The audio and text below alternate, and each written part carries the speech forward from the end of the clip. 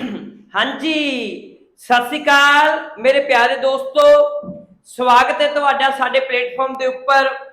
ते अज जिहड़ी साडी क्लास रहूगी वो रहूगी डेवलपमेंट के फैक्टर, विकास के प्रभाव।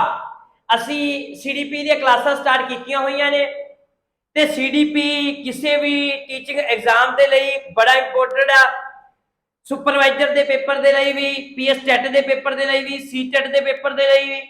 और इहदे विचों जिहड़ी अज असीं टॉपिक पढ़न जा रहे हैं, अज असीं टॉपिक पढ़न जा रहे हैं हेरिडिटी एंड एनवायरनमेंट, जिन्हों असीं कहने वंश अते वातावरण। ते यह है कि असीं इहनूं ये चीज़ कहने हैं कि इस टॉपिक दे विच असीं पढ़दे जिहड़ा विकास आ, विकास ते प्रभाव, कि विकास ते साडे विकास विच किहड़ियां चीज़ां प्रभाव पाउंदियां ने, साडे डेवलपमेंट दे विच किहड़ी चीज़ां फैक्टर करदियां ने। तां इन्हां दे उत्ते जिहड़ी है अज असीं गलबात करांगे। तां इहदे विच इह बकायदा तुहाडे सिलेबस दे विच उन्हां ने मैंशन कीता होया है कि the factor of development heredity plus environment. ते इस टॉपिक नूं किवें पेपर दे विच क्वेश्चन आउंदे ने, अप्रोच टू पेपर पढ़ांगे। और अपनियां सारियां वीडियो पढ़न दा जिहड़ा सब तो वड्डा रीजन आ वो अप्रोच टू पेपर। वैसे मैं ये चीज़ दसी सी कि CDP मैं जो स्टार्टिंग दे विच भी कराई सी कि CDP जिवें साइकोलॉजी का एक विषय बनी, तो CDP भी अपने आप दे विच बहुत वड्डा विषय है। भलो तुसीं इहदे ते PhD कर लो, पर इहनूं CDP नूं तुहाडे पेपरां नूं एनालाइज करके तुहाडे सामने लैके आउणा, ये एक टीचर का, ये एक अकैडमी का जिहड़ा सब तो वड्डा काम हुंदा है। ते इस तरीके अज असीं समझांगे कि हेरिडिटी ते एनवायरनमेंट किस तरीके नाल एक बच्चे के विकास दे विच, एक मनुख के विकास दे विच असर पाउंदा। इस चीज़ नूं समझण दे सामने मैं तुहाडे सामने एक तस्वीर लाई आ। इह तस्वीर दे विच एक बहुत प्यारा जिहा एनवायरनमेंट आ जिहड़ा तुहानूं दिस रिहा है। प्यारा जिहा एनवायरनमेंट तां दिस रिहा है, पर उहदे नाल ही नाल मैं इस तस्वीर दे नाल इहदी एक रैलेवेंट सार्थकता जिहड़ी आ, किहदी सार्थकता, हेरिडिटी दी ते एनवायरनमेंट दी तुहानूं समझाऊंगा अगे जाके। चलो जिहड़ा अपना तरीका बायलैंगुअल पढ़ाउण दा, हर स्लाइड नूं बायलैंगुअल करन दा ते कली कली गल पंजाबी ते अंग्रेजी च पढ़ाउण दी, वो तां अगे रहूगी। फर्स्ट चीज़ ये आ कि जिवें तुसीं आ रुख देख पा रहे हो, हुण आ रुख आ कोई भी, इस रुख की गल करिए कि रुख अज बहुत सोहना प्यारा जिहा बन के साडे सामने आ चुके। कोई भी रुख वेलो, आ भी रुख ला लो। तां ये रुख बन दे विच असीं गल करिए कि इहनूं बहुत सोहना चंगा वातावरण मिलिया। आ वेखो एक सूरज की रोशनी मिल रही है कुदरत वालों, बहुत सोहना इहनूं वातावरण मिलिया जिहदे करके ये हरा पूरा साडे सामने। पर इवें जे इहदा पिछे असीं गल करिए एक बीज दी, जे इहनूं चंगा बीज मिलिया, जिवें साडे बाबे एक गल्लां करदे ने कि ओहो जिहा बीजोगे ओहो जिही तुसीं की आ खाओगे। तां इस तरीके नाल जे इहनूं चंगा बीज मिलिया तां ही ये चंगा अगे जाके चंगा, पहला बीज चंगा मिलिया फिर वातावरण चंगा मिलिया, दोवें चीज़ां चंगियां मिलण करके एडा सोहना रुख बनिया। इस तरीके नाल ही साडी गल कर लईए, सानू पहला हेरिडिटी दे जिहड़ियां विशेषतावां चंगियां मिलियां, उस तो बाद सारा एनवायरनमेंट चंगा मिलिया ते तां ही साडा चंगा विकास हो चुका। ये गल जिहड़ी मैं समझाउणा चाहना है कि एक बीज ते एक वातावरण दोवें एक चीज नूं वधन फुल्लण दे विच, एक चीज दे विकास दे विच बहुत वड्डा असर विखाउंदे। ये दो चीज़ां नूं असीं पढ़ना। पहला असीं जिहड़ी हैगी आ, जिहड़ा बीज आ, ये बीज की हुंदा है जिहड़ा इहदे पिछों वंशां तो मिलदा है, इहदी विरासत दे विचों मिलदा है, जिहनूं असीं हेरिडिटी कहने आ। ते वातावरण जिहड़ा असीं वातावरण तो आया, सूरज की रोशनी, देखभाल, खाद, पानी, सारा कुछ वातावरण दे विच आया।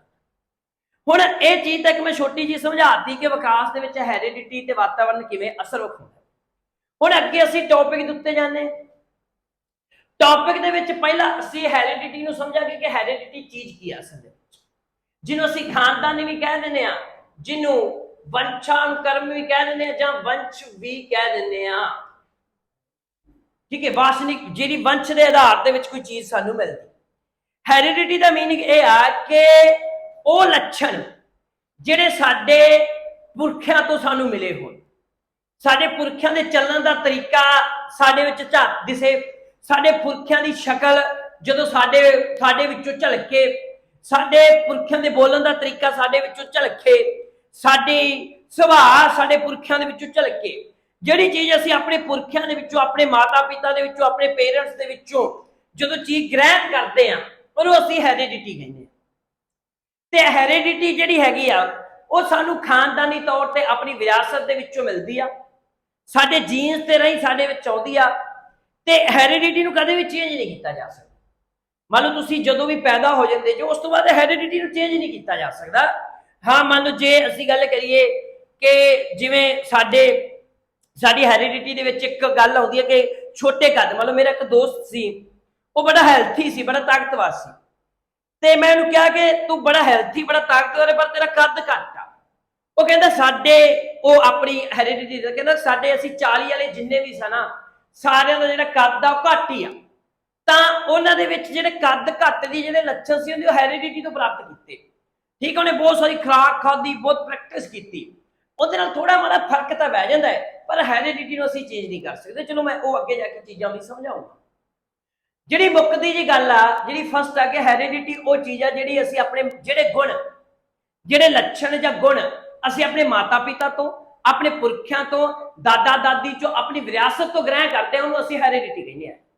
ਠੀਕ ਹੈ, ਭਾਵੇਂ ਉਹ ਸਾਡੇ ਵਾਲ ਹੋਣ, ਵਾਲਾਂ ਦਾ ਸਟਾਈਲ ਹੋਵੇ, ਸਾਡੇ ਬੋਲਣ ਦਾ ਸਟਾਈਲ ਹੋਵੇ, ਸਾਡੇ ਕੱਦ ਹੋਵੇ, ਜੋ ਕੁਝ ਵੀ ਚੀਜ਼, ਭਾਵੇਂ ਚੰਗੀ ਮਾੜੀ ਜੋ ਵੀ ਚੀਜ਼ ਜਿਹੜੀ ਅਸੀਂ ਆਪਣੀ ਪਿੱਛੋਂ ਆਦੀ ਵਿਰਾਸਤ ਦੇ ਵਿੱਚੋਂ ਜਿਹੜੀ ਗ੍ਰਹਿਣ ਕੀਤੀ, ਉਹ ਹੈਰੀਡਿਟੀ ਦੇ ਵਿੱਚ ਆਈ। ਹੈਰੀਡਿਟੀ ਨੂੰ ਸਮਝਣ ਦੇ ਵਾਸਤੇ ਇੱਕ ਬਾਇਓਲੋਜੀਕਲ ਚੀਜ਼ ਜਿਹੜੀ ਅਸੀਂ ਵਰਤਦੇ ਹਾਂ, ਕਿ ਇਹਨੂੰ ਅਸੀਂ ਜਦੋਂ ਹੈਰੀਡਿਟੀ ਨੂੰ ਸਮਝਦੇ ਹਾਂ, ਇਹਦੇ ਵਿੱਚ ਅਸੀਂ ਇੱਕ ਚੀਜ਼ ਜਿਹੜੀ ਬਾਇਓਲੋਜੀਕਲ ਚੀਜ਼ ਨੂੰ ਸਮਝਦੇ ਹਾਂ। ਬਾਇਓਲੋਜੀਕਲ ਚੀਜ਼ ਕੀ ਆ ਕਿ ਜਿਹੜੀ ਹੈਰੀਡਿਟੀ ਆ, ਇਹਦੇ ਵਿੱਚ ਸਭ ਤੋਂ ਪਹਿਲੀ ਮੇਨ ਚੀਜ਼ ਇਹ ਹੁੰਦੀ ਆ ਕਿ ਅਸੀਂ ਇੱਥੇ ਇੱਕ ਮੇਲ ਦੀ ਗੱਲ ਕਰੀਏ, ਇੱਥੇ ਅਸੀਂ ਇੱਕ ਮੇਲ ਲੈ ਲੈਂਦੇ, ਇੱਕ ਅਸੀਂ ਫੀਮੇਲ ਲੈ ਲੈਂਦੇ, ਅਸੀਂ ਮੇਲ ਤੇ ਫੀਮੇਲ ਲੈ ਲੈਂਦੇ। ਹੁਣ ਮੇਲ ਦੇ ਅੰਦਰ ਇੱਕ ਸਪਰਮ, ਜਿਹੜਾ ਮੇਲ ਦੇ ਅੰਦਰ ਇੱਕ ਪਾਇਆ ਜਾਂਦਾ ਹੈ, ਤਾਂ ਇੱਕ ਸਪਰਮ ਹੁੰਦਾ ਹੈ, ਤੇ ਇਸੇ ਤਰੀਕੇ ਨਾਲ ਹੀ ਇੱਕ ਫੀਮੇਲ ਦੇ ਅੰਦਰ ਐਗ ਹੁੰਦਾ ਹੈ। ਤਾਂ ਜਦੋਂ ਮੇਲ ਦੇ ਅੰਦਰ ਇੱਕ ਸਪਰਮ ਹੁੰਦਾ ਹੈ, ਫੀਮੇਲ ਦੇ ਵਿੱਚ ਇੱਕ ਐਗ ਹੁੰਦਾ ਹੈ, ਜਦੋਂ ਇਹ ਦੋਵੇਂ ਚੀਜ਼ਾਂ ਆਪਸ ਦੇ ਵਿੱਚ ਰਿਐਕਸ਼ਨ ਕਰਦੀਆਂ ਨੇ ਜਾਂ ਫਰਟੀਲਾਈਜ਼ ਕਰਦੀਆਂ ਨੇ ਆਪਣੇ ਆਪ ਦੇ ਵਿੱਚ, ਤਾਂ ਉਸ ਸਮੇਂ ਇੱਕ ਚੀਜ਼ ਨਿਕਲ ਕੇ ਆਉਂਦੀ ਆ, ਤੇ ਉਸ ਚੀਜ਼ ਨੂੰ ਅਸੀਂ ਕੀ ਕਹਿੰਦੇ ਆ, ਉਹ ਚੀਜ਼ ਨੂੰ ਅਸੀਂ ਜਾਈਗੋਟ ਕਹਿੰਦੇ ਆ। ਠੀਕ ਹੈ, ਉਹ ਚੀਜ਼ ਨੂੰ ਅਸੀਂ ਕੀ ਕਹਿ ਦਿੰਦੇ ਆ, ਉਹ ਚੀਜ਼ ਨੂੰ ਅਸੀਂ ਕਹਿ ਦਿੰਦੇ ਆ ਜਾਈਗੋਟ। ਤਾਂ ਜਦੋਂ ਇਹਦੇ ਵਿੱਚ ਅਸੀਂ ਕੀ ਚੀਜ਼ ਵੇਖੀਏ ਕਿ ਮੇਲ ਦੇ ਵਿੱਚ ਸਪਰਮ ਹੁੰਦਾ, ਇਸੇ ਤਰੀਕੇ ਨਾਲ ਜਿਹੜੀ ਫੀਮੇਲ ਦੇ ਵਿੱਚ ਜਦੋਂ ਇੱਕ ਐਗ ਹੁੰਦਾ, ਤਾਂ ਜਦੋਂ ਇਹ ਆਪਸ ਦੇ ਵਿੱਚ ਰਿਐਕਸ਼ਨ ਕਰਦੇ ਨੇ, ਤਾਂ ਉਸ ਸਮੇਂ ਇੱਕ ਜਾਈਗੋਟ ਬਣਦਾ ਹੈ। ਤੇ ਜਿਹੜਾ ਜਿਗੋਟ ਹੁੰਦਾ ਹੈ, ਠੀਕ ਹੈ ਜੀ, ਇਹਦੇ ਵਿੱਚ ਦੋ ਚੀਜ਼ਾਂ ਹੁੰਦੀਆਂ ਨੇ। ਚਲੋ ਅਸੀਂ ਉਹ ਪੜ੍ਹਨਾ ਜਿਹੜਾ ਤੁਹਾਡੇ ਪੇਪਰ ਦੇ ਵਿੱਚ ਆ ਰਿਹਾ ਹੈ, ਇਹਦੇ ਨਾਲ ਨਾਲ ਮੈਂ ਅਪਰੋਚ ਟੂ ਪੇਪਰ ਲੈ ਕੇ ਜਾਊਂਗਾ ਕਿ ਅਸੀਂ ਦੇਖਣਾ ਕਿ ਹੈਰੀਡਿਟੀ ਬਣ ਕਿਵੇਂ ਪਾ ਰਹੀ। ਤਾਂ ਉਹ ਜਗੋੜ ਦੇ ਵਿੱਚ ਇੱਕ ਚੀਜ਼ ਹੁੰਦੀ ਕ੍ਰੋਮੋਸੋਮ। ਉਹ ਜਗੋੜ ਦੇ ਵਿੱਚ ਹੀ ਇੱਕ ਚੀਜ਼ ਅਸੀਂ ਦੇਖਦੇ ਹਾਂ ਕਿ ਜਗੋੜ ਦੇ ਵਿੱਚ ਇੱਕ ਚੀਜ਼ ਅਸੀਂ ਦੇਖਦੇ ਹਾਂ, ਉਹ ਪਾਈ ਜਾਂਦੀ ਆ ਕ੍ਰੋਮੋਸੋਮ। ਤਾਂ ਜਗੋੜ ਦੇ ਵਿੱਚ ਕੀ ਪਾਇਆ ਜਾਂਦਾ ਹੈ, ਕ੍ਰੋਮੋਸੋਮ ਪਾਇਆ ਜਾਂਦਾ ਹੈ, ਕ੍ਰੋਮੋਸੋਮ। ਤੇ ਇਹ ਕ੍ਰੋਮੋਸੋਮ ਦੇ ਵਿੱਚੋਂ ਅੱਗੇ ਜਾ ਕੇ ਜੀਨਸ ਨਿਕਲਦਾ ਹੈ, ਤੇ ਜੀਨਸ ਤੋਂ ਬਾਅਦ ਹੀ ਅੱਗੇ ਜਾ ਕੇ ਜਿਹੜੀ ਆ ਉਹ ਹੈਰੀਡਿਟੀ ਨਿਕਲਦੀ ਆ। ਉਹ ਲੱਛਣ ਜਿਹੜੇ ਨੇ ਉਹ ਸਾਡੇ ਵਿੱਚ ਦੇਖਣ ਨੂੰ ਮਿਲਦੇ ਆ। ਹੁਣ ਅਸੀਂ ਇੱਥੋਂ ਤੱਕ ਗੱਲ ਕਰੀਏ ਕਿ ਜਿਹੜਾ ਜਿਗੋਟ ਦੇ ਵਿੱਚ ਕ੍ਰੋਮੋਸੋਮਸ ਪਾਏ ਜਾਂਦੇ, ਕ੍ਰੋਮੋਸੋਮ ਪਾਏ ਜਾਂਦੇ, ਤਾਂ ਕ੍ਰੋਮੋਸੋਮ ਦੀ ਜਿਹੜੀ ਗਿਣਤੀ ਹੁੰਦੀ ਆ ਟੋਟਲ, ਜਿਹੜੀ ਅਸੀਂ ਗੱਲ ਕਰੀਏ ਕ੍ਰੋਮੋਸੋਮ 46 ਇਹਨਾਂ ਦੀ ਟੋਟਲ ਗਿਣਤੀ ਹੁੰਦੀ ਆ, 46 ਹੁੰਦੇ ਆ ਕ੍ਰੋਮੋਸੋਮ ਨੂੰ। ਅਸੀਂ ਜੇ ਪੰਜਾਬੀ ਦੇ ਵਿੱਚ, ਵੈਸੇ ਮੈਂ ਕਹਿੰਦਾ ਇਹ ਚੀਜ਼ਾਂ ਸਾਰੀਆਂ ਜਾਈਗੋਟ, ਕ੍ਰੋਮੋਸੋਮ, ਇਹਨਾਂ ਨੂੰ ਅੰਗਰੇਜ਼ੀ ਦੇ ਵਿੱਚ ਹੀ ਯਾਦ ਕਰਨ ਦੀ ਗੱਲ ਰੱਖੋ, ਪੰਜਾਬੀ ਦੇ ਵਿੱਚ ਇਹ ਚੀਜ਼ ਨੂੰ ਤੁਸੀਂ ਯਾਦ ਕਰਨ ਵਾਲੇ ਪਾਸੇ ਜਾਓ ਹੀ ਨਾ। ਤਾਂ ਵੈਸੇ ਮੈਂ ਫਿਰ ਵੀ ਨਾਲ ਨਾਲ, ਚਲੋ ਤੁਸੀਂ ਤੁਹਾਡੀ ਜਾਈਗੋਟ ਵੱਲੋਂ ਲਈ ਮੈਂ ਪੰਜਾਬੀ ਵਰਜਨ ਵੀ ਨਾਲ ਨਾਲ ਲਿਖ ਦਿੰਦਾ। ਇਹ ਜਿਹੜਾ ਕ੍ਰੋਮੋਸੋਮ ਹੈ, ਇਹਨੂੰ ਕ੍ਰੋਮੋਸੋਮ ਨੂੰ ਅਸੀਂ ਪੰਜਾਬੀ ਦੇ ਵਿੱਚ ਗੁਣ ਸੂਤਰ ਕਹਿੰਦੇ ਹਾਂ। ਪੰਜਾਬੀ ਦੇ ਵਿੱਚ ਇਹਨੂੰ ਅਸੀਂ ਕੀ ਕਹਿ ਦਿੰਦੇ ਆ, ਗੁਣ ਸੂਤਰ ਕਹਿ ਦਿੰਦੇ। ਇਹਨਾਂ ਦੀ ਗਿਣਤੀ 46 ਹੁੰਦੀ ਹੈ ਟੋਟਲ। ਜਦੋਂ ਅਸੀਂ ਕ੍ਰੋਮੋਸੋਮ ਦੀ ਗੱਲ ਕਰੀਏ ਜਾਂ ਗੁਣ ਸੂਤਰ ਦੀ ਗੱਲ ਕਰੀਏ, ਇਹ ਗੁਣ ਸੂਤਰ ਹੋ ਗਏ, ਇਹਨਾਂ ਦੀ ਗਿਣਤੀ ਕਿੰਨੀ ਹੁੰਦੀ ਆ, 46 ਹੁੰਦੀ ਆ। पर ये हुंदे जोड़े च ने, पेयर्स दे विच हुंदे ने, ते जां ये किहदे विच हुंदे ने, जोड़े दे विच हुंदे ने। तां ये जोड़े दे विच होण करके जिहड़े इन्हां दे जोड़े किन्ने ने, वो 23 जोड़े ने टोटल। तां वो 23 जोड़िਆਂ ਤੋਂ ਬਾਅਦ ਕਿਵੇਂ ਅਸੀਂ ਇੱਕ ਲਿੰਗ ਜੈਂਡਰ ਨਿਰਧਾਰਿਤ ਹੁੰਦਾ ਹੈ, ਕਿਵੇਂ ਇੱਕ ਸਾਡੇ ਸਰੀਰ ਦੇ ਵਿੱਚ ਉਹ ਲੱਛਣ ਆਉਂਦੇ ਨੇ, ਉਹ ਚੀਜ਼ਾਂ ਨੂੰ ਅਸੀਂ ਸਮਝਦੇ। ਪਹਿਲਾਂ ਆਪਾਂ ਇੱਥੇ ਕੀ ਸਮਝਿਆ, ਆਰਾਮ ਦੇ ਨਾਲ ਅਸੀਂ ਇੱਕ ਮੇਲ ਤੇ ਇੱਕ ਫੀਮੇਲ, ਇਹਨਾਂ ਦੇ ਮਿਲਾਪ ਦੇ ਨਾਲ ਹੀ ਬੱਚਾ ਪੈਦਾ ਹੁੰਦਾ। ਜਦੋਂ ਇਹਨਾਂ ਦੇ ਮਿਲਾਪ ਦੇ ਨਾਲ ਬੱਚਾ ਇੱਕ ਪੈਦਾ ਹੋਊਗਾ ਤਾਂ ਫਿਰ ਇਹਨਾਂ ਦੇ ਲੱਛਣ, ਇਹਨਾਂ ਦੀਆਂ ਜਿਹੜੇ ਇਹਨਾਂ ਦੇ ਲੱਛਣ ਨੇ, ਇਹਨਾਂ ਦੀਆਂ ਵਿਸ਼ੇਸ਼ਤਾਵਾਂ ਉਹ ਸਾਡੇ ਵਿੱਚ ਆਉਣਗੀਆਂ। ਇਹ ਮਿਲਾਪ ਕਿਸ ਤਰ੍ਹਾਂ ਹੁੰਦਾ ਹੈ, ਇਹਦੀ ਬਾਇਓਲੋਜੀਕਲ ਸਟੱਡੀ ਕੀ ਹੁੰਦੀ ਆ, ਅਸੀਂ ਇਹਦੇ ਉੱਤੇ ਜਿਹੜਾ ਹੈ ਉਹ ਅਸੀਂ ਵਿਚਾਰ ਕਰ ਰਹੇ ਹਾਂ। ਅਸੀਂ ਇੱਕ ਮੇਲ ਲਿਆ, ਇੱਕ ਫੀਮੇਲ ਲਿਆ। ਮੇਲ ਦੇ ਅੰਦਰ ਸੰਪਰਕ ਹੁੰਦਾ, ਫੀਮੇਲ ਦੇ ਵਿੱਚ ਐਗ ਹੁੰਦੀ ਹੈ, ਆਪ ਦੇ ਵਿੱਚ ਰਿਐਕਸ਼ਨ ਕਰਨ ਦੇ ਵਿੱਚ ਜਿਗੋਟ ਬਣ ਜਾਂਦਾ ਹੈ। ਜਾਈਗੋਟ ਦੇ ਵਿੱਚੋਂ ਕ੍ਰੋਮੋਸੋਮ ਹੁੰਦਾ ਹੈ। ਕ੍ਰੋਮੋਸੋਮ ਦੀ ਗਿਣਤੀ ਟੋਟਲ 46 ਹੁੰਦੀ ਆ, ਜੋੜਿਆਂ ਦੇ ਵਿੱਚ ਇਹਦੀ ਗਿਣਤੀ ਜਿਹੜੀ ਉਹ 23 ਹੁੰਦੀ ਆ। ਇਹ ਚੀਜ਼ ਇੱਥੇ ਮੈਂ ਇਸੇ ਤਰੀਕੇ ਨਾਲ ਲਾਉਂਗਾ ਇਹ ਸਲਾਈਡ ਨੂੰ, ਜੇ ਤੁਸੀਂ ਸਕਰੀਨਸ਼ਾਟ ਮਾਰਨਾ, ਸਕਰੀਨਸ਼ਾਟ ਇਹਨੂੰ ਤੁਸੀਂ ਮਾਰ ਸਕਦੇ ਹੋ। ਇਸ ਤੋਂ ਬਾਅਦ ਜਦੋਂ ਅਸੀਂ ਫਿਰ ਅੱਗੇ ਜਾ ਕੇ ਇੱਕ ਮੈਂ ਸਲਾਈਡ ਨਵੀਂ ਲੈ ਲੈਣਾ, ਨਵੀਂ ਸਲਾਈਡ ਦੇ ਵਿੱਚ ਫਿਰ ਮੈਂ ਉਸੇ ਤਰੀਕੇ ਨਾਲ ਫਿਰ ਅਸੀਂ ਇੱਥੇ ਮੈਂ ਮੇਲ ਲੈ ਲੈਣਾ, ਤੇ ਇੱਥੇ ਫਿਰ ਮੈਂ ਦੁਬਾਰਾ ਦੂਜੇ ਪਾਸੇ ਫੀਮੇਲ ਲੈ ਲੈਣਾ। ਮੇਲ ਤੇ ਫੀਮੇਲ ਮੈਂ ਜਦੋਂ ਲੈ ਲਏ ਦੋਵੇਂ ਪਾਸੇ, ਤਾਂ ਜਿਹੜਾ ਮੇਲ ਸੀ ਇਹਦੇ ਵਿੱਚ ਇੱਕ ਚੀਜ਼ ਧਿਆਨ ਦੇਖੋ, ਆਹ ਮੇਲ ਹੋ ਗਿਆ, ਆਹ ਕੀ ਚੀਜ਼ ਹੋ ਗਈ, ਫੀਮੇਲ ਹੋ ਗਿਆ। ਆਪਾਂ ਹੁਣ ਗੱਲ ਕਰੀਏ ਕਿ ਇਹਨਾਂ ਵਿੱਚ ਕ੍ਰੋਮੋਸੋਮ ਦੀ ਅਸੀਂ ਗੱਲ ਕਰ ਰਹੇ ਸੀ, ਕਿਹਦੀ ਗੱਲ ਕਰ ਰਹੇ ਸੀ ਅਸੀਂ ਗੱਲ ਕਰ ਰਹੇ ਸੀ ਕ੍ਰੋਮੋਸੋਮ ਦੀ। ਤਾਂ ਕ੍ਰੋਮੋਸੋਮ ਜਿਹੜੇ ਹੈਗੇ ਨੇ, ਕ੍ਰੋਮੋਸੋਮ ਦੇ ਵਿੱਚ ਅਸੀਂ ਗੱਲ ਕਰੀਏ ਮੇਲ ਦੇ ਵਿੱਚ, ਤਾਂ ਮੇਲ ਦੇ ਵਿੱਚ ਵੀ ਕ੍ਰੋਮੋਸੋਮ ਕਿੰਨੇ ਪਾਏ ਜਾਂਦੇ ਨੇ, 46। ਤਾਂ ਇਸੇ ਤਰੀਕੇ ਨਾਲ ਹੀ ਫੀਮੇਲ ਦੇ ਵਿੱਚ ਕਿੰਨੇ ਕ੍ਰੋਮੋਸੋਮ ਪਾਏ ਜਾਂਦੇ ਨੇ, 46। ਇਹ ਕ੍ਰੋਮੋਸੋਮ ਨੂੰ ਅਸੀਂ ਜੋੜਿਆਂ ਦੇ ਵਿੱਚ ਗੱਲ ਕਰੀਏ ਤਾਂ ਜੋੜਿਆਂ ਦੇ ਵਿੱਚ ਕਿੰਨੇ ਨੇ, ਇਹ ਜੋੜਿਆਂ ਦੇ ਵਿੱਚ ਹੈਗੇ ਨੇ 23। ਤਾਂ ਇਸੇ ਤਰੀਕੇ ਨਾਲ ਹੀ ਕ੍ਰੋਮੋਸੋਮ ਜਿਹੜੇ ਜੋੜਿਆਂ ਦੇ ਵਿੱਚ ਜਿਹੜੇ ਹੈਗੇ ਨੇ ਉਹ ਕਿੰਨੇ ਨੇ, 23। ਔਰ ਆ ਪੇਪਰ ਦੇ ਵਿੱਚ ਕੁਐਸਚਨ ਸੀਟੈਟ ਦੇ ਵਿੱਚ ਪੁੱਛਿਆ ਜਾ ਚੁੱਕਿਆ ਕਿ ਗੁਣ ਸੂਤਰਾਂ, ਜੋੜੇ ਦੇ ਵਿੱਚ ਗੁਣ ਸੂਤਰ ਕਿੰਨੇ ਹੋਣਗੇ, ਪੇਅਰਸ ਦੇ ਵਿੱਚ ਜਿਹੜੇ ਕ੍ਰੋਮੋਸੋਮ ਨੇ ਕਿੰਨੇ ਹੋਣਗੇ, ਪੇਅਰਸ ਦੇ ਵਿੱਚ ਹੋਣਗੇ 23, ਟੋਟਲ ਹੋਣਗੇ 46, ਕਿਉਂਕਿ ਜੋੜੇ ਦੇ ਵਿੱਚ। ਹੁਣ ਇੰਨੀ ਗੱਲ ਵੈਸੇ ਅੱਜ ਤੱਕ ਮੈਂ ਗੱਲ ਕਿਹਾ ਕਿ ਮੈਂ ਹੁਣ ਫਿਰ ਥੋੜਾ ਜਿਹਾ ਲੈਵਲ ਅੱਗੇ ਲੈ ਕੇ ਚੱਲਿਆ। ਸੀਟੈਟ ਤੇ ਪੀਟੈਟ ਦੇ ਵਿੱਚ ਅੱਜ ਤੱਕ ਕੁਐਸਚਨ ਸਿਰਫ ਇੱਥੋਂ ਤੱਕ ਹੀ ਆਇਆ ਹੈ। ਕੁਐਸਚਨ ਕੀ ਆਇਆ ਹੋਇਆ ਹੈ ਕਿ ਜਿਹੜਾ ਕ੍ਰੋਮੋਸੋਮ ਨੇ ਜਿਹੜੇ ਇਹ ਟੋਟਲ ਇਹਨਾਂ ਦੀ ਗਿਣਤੀ ਕਿੰਨੀ, 46, ਇਹਦੇ ਜੋੜਿਆਂ ਦੀ ਗਿਣਤੀ ਕਿੰਨੀ ਆ, 23। ਅੱਧ ਹੋ ਗਈ ਨਾ ਜੋੜੇ, ਜਦੋਂ ਦੋ ਦਾ ਇੱਕ ਜੋੜਾ ਆਉਂਦਾ ਹੈ, ਉਹ ਮੈਂ ਚਲੋ ਜ਼ਿਆਦਾ ਕੀ ਜੇ ਤੁਹਾਨੂੰ ਚੀਜ਼ ਕਰਨੀ। ਹੁਣ ਇਹ ਜੋੜਿਆਂ ਦੇ ਵਿੱਚੋਂ ਵੀ ਅੱਗੋਂ ਅਸੀਂ ਚੀਜ਼ ਵੇਖੋ, ਇਹ ਜੋੜਿਆਂ ਨੂੰ ਅਸੀਂ 23 ਜੋੜੇ ਨੇ, ਇਹਨਾਂ ਨੂੰ ਵੀ ਦੋ ਭਾਗਾਂ 'ਚ ਵੰਡਦੇ ਨੇ। ਇੱਕ ਜੋੜਾ ਇੱਕ ਪਾਸੇ ਹੋ ਜਾਂਦਾ, 22 ਜੋੜੇ ਇੱਕ ਪਾਸੇ ਹੋ ਜਾਂਦੇ ਨੇ। ਕਹਿਣ ਦਾ ਮਤਲਬ 22 ਜੋੜਿਆਂ ਦਾ ਕਹਿਣ ਦਾ ਮਤਲਬ 44 ਕ੍ਰੋਮੋਸੋਮ, ਕਿੰਨੇ, 44 ਕ੍ਰੋਮੋਸੋਮ ਇੱਕ ਪਾਸੇ ਆ ਜਾਂਦੇ ਨੇ। ਆ ਜੋੜਾ ਹੈ, ਜੋੜੇ ਦੇ ਵਿੱਚ ਦੋ ਕ੍ਰੋਮੋਸੋਮ ਹੋਣਗੇ, ਉਹ ਇੱਕ ਪਾਸੇ ਆ ਜਾਂਦੇ ਨੇ। ਸੇਮ ਇਸੇ ਤਰੀਕੇ ਨਾਲ ਫੀਮੇਲ ਵੱਲ ਜਾਈਏ ਤਾਂ ਇੱਧਰ ਵੀ 22 ਕ੍ਰੋਮੋਸੋਮ ਇੱਕ ਪਾਸੇ ਹੋ ਜਾਂਦੇ ਨੇ, ਇੱਕ ਪਾਸੇ ਹੋ ਜਾਂਦੇ। ਜਿਹੜੇ ਆ ਚਲੋ ਮੈਂ ਇੱਕ ਵਾਰ ਇਹਨੂੰ ਅਰੇਂਜ ਕਰ ਦੇਣਾ, ਮੈਂ ਬਾਅਦ ਦੇ ਵਿੱਚ ਇਹ ਚੀਜ਼ ਸਮਝਾ ਦੂੰਗਾ। ਹੁਣ ਆ ਕ੍ਰੋਮੋਸੋਮ ਜਿਹੜੇ ਹੋ ਗਏ, ਇਹਨੂੰ ਅਸੀਂ ਕੀ ਲਿਖ ਦਿੰਦੇ ਆ, XX। ਹੁਣ ਜਿਹੜਾ ਆ ਹੈਗਾ ਇਹਨੂੰ ਅਸੀਂ ਕੀ ਲਿਖ ਦਿੰਦੇ ਆ, XY। ਇਸੇ ਤਰੀਕੇ ਨਾਲ ਆ ਕ੍ਰੋਮੋਸੋਮ ਨੂੰ ਅਸੀਂ ਕੀ ਲਿਖ ਦਿੰਦੇ ਆ, XX। ਆ ਕ੍ਰੋਮੋਸੋਮ ਨੂੰ ਕੀ ਲਿਖ ਦਿੰਦੇ ਆ, XY। ਇੰਨੀ ਗੱਲ ਸਮਝ ਲੱਗ ਗਈ। ਹੁਣ ਅਸੀਂ ਕੀ ਵੇਖਿਆ ਕਿ ਕ੍ਰੋਮੋਸੋਮ ਦੇ ਜੋੜੇ 23 ਨੇ, 22 ਇੱਕ ਪਾਸੇ ਕੱਢ ਲਿਆ, ਇੱਕ ਪਾਸੇ ਕੱਢ ਲਿਆ, 22 ਇੱਕ ਪਾਸੇ ਕੱਢ ਲਿਆ, ਇੱਕ ਪਾਸੇ ਕੱਢ ਲਿਆ। ਜਿਹੜੇ ਆ 22 ਕ੍ਰੋਮੋਸੋਮ ਹੁੰਦੇ ਨੇ ਇਹ ਸੇਮ ਹੁੰਦੇ ਨੇ। ਇਹ ਕੀ ਹੁੰਦੇ ਨੇ, ਸੇਮ ਮੰਨ ਲਓ ਇਹ ਇੱਕੋ ਜਿਹੇ ਹੁੰਦੇ ਨੇ। ਇਹ ਇੱਧਰ ਵੀ ਕੀ ਹੁੰਦੇ ਨੇ, ਸੇਮ ਹੁੰਦੇ ਨੇ। ਇਹ ਕੀ ਹੁੰਦੇ ਨੇ, ਸੇਮ। ਤੇ ਆ ਜਿਹੜਾ ਇੱਕ ਕ੍ਰੋਮੋਸੋਮ ਹੈ ਇਹ ਕੀ ਹੁੰਦਾ, ਔਡ। ਇੱਧਰ ਵੀ ਕੀ ਹੋ ਗਿਆ, ਇਹ ਔਡ, ਇਹ ਅਲੱਗ ਹੁੰਦਾ ਹੈ। ਹੁਣ ਤੁਹਾਡੇ ਤੋਂ ਪੇਪਰ ਦੇ ਵਿੱਚ ਕੁਐਸਚਨ ਪੁੱਛਿਆ ਜਾਵੇ, ਠੀਕ ਹੈ ਜੀ,